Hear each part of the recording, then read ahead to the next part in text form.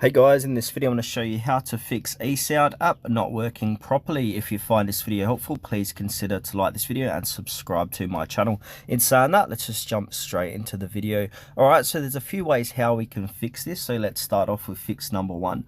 So the first fix is to restart the app. So click and hold down the app and then click onto I, and then go ahead and click on force stop at the bottom of the page and then reopen it.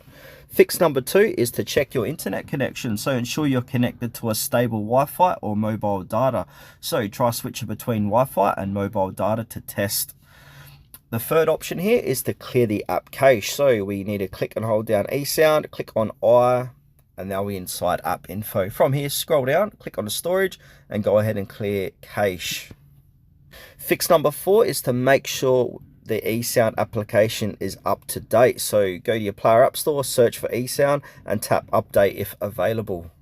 And now another thing what we can do is go ahead and check the application permissions. So click and hold down the app, go into I, and then where it says permissions, go ahead and make sure your permissions are set. So ensure it has access to storage, microphone and network if needs. So go through that. And now, as you can see, I've got nothing allowed in here, but if I want to use music and audio, I'm going to click onto that and allow that and just go through and pretty much allow everything inside of here to see if that fixes things. Now, if all else fails, I suggest go ahead and uninstalling ESound. So click and hold down, uninstall it, then go back to your Player App Store, reinstall it, restart your phone and see if that fixes your problems.